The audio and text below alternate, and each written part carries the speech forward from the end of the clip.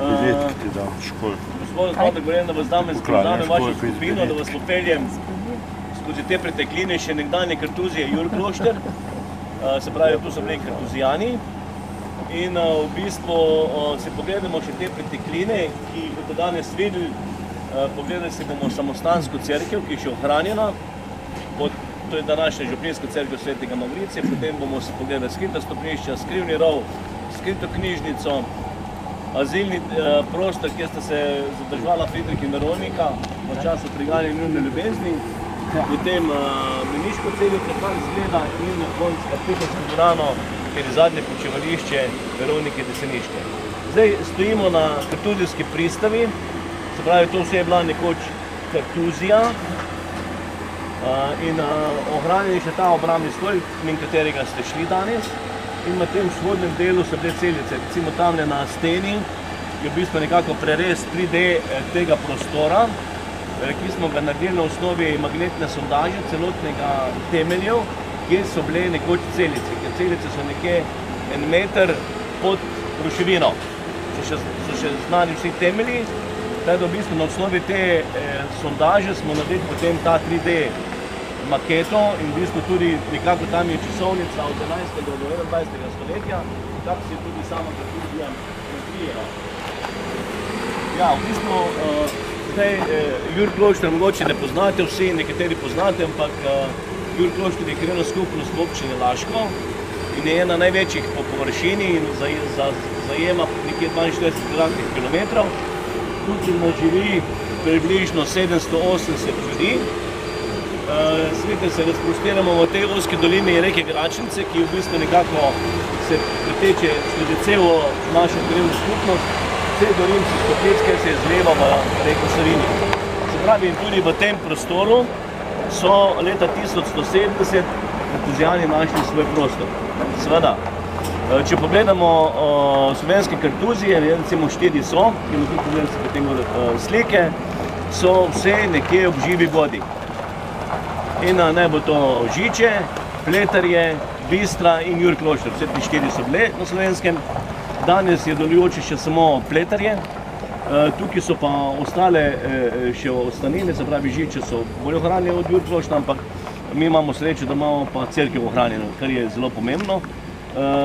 Seveda, in zaradi tega so postavljali vse kartuzije izven civilizacije, da so bili sami, da so bili samo za Bogom in niso marali nobene, se pravi, ostalih civilizacij okoli sebe.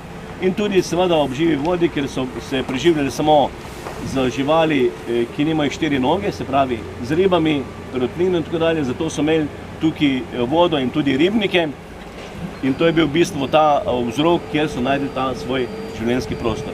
Seveda, prva kartuzija tukaj živi do leta 1199 in potem v bistvu se odpravi zaradi slabih gospodarskih razmer, slabe moralne vzdržnosti v sami kartuziji in takratni prior Odon, ki ima potem videli, v bistvu po katerem imamo mi tudi ime, se pač nekako gre do papeža v Rim, ki zaprosi, da bi to kartuzijo še naprej delovala, ampak papež se odloči glede na razmere, ki so bile, takrat to kartuzijo odpravi.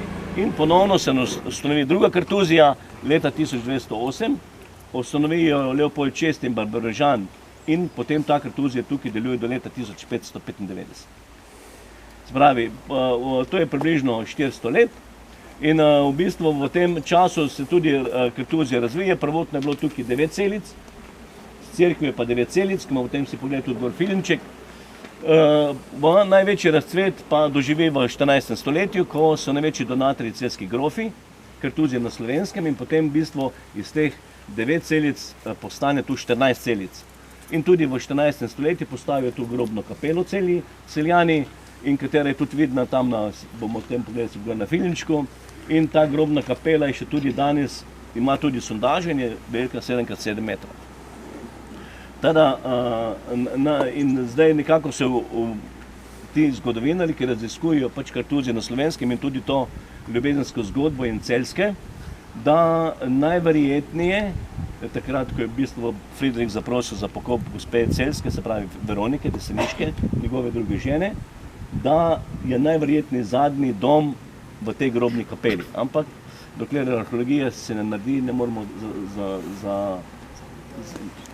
zaredno trditi, ali pa bi to trdili, da je to resno, ampak sedaj v bistvu nekako je to zadnje počivališče v tej kapiteljski dvorani, kjer je tudi bila predvidena potem v grobno kapelo.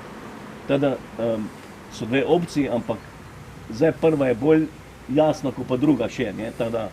Ampak zgodovinarji iščijo pot, da bi se ta arheologija naredila, da bi potem mogoče res odkrili kakšne ostanke, posmrtne ostanke, mogoče tudi Veronika, pa drugih, ki so bili v tej grobni kapeli pokopani, ker se tudi ne ve točno, kje je bilo točno pokopališče samih Kartuzjanov, še to je ena varianta.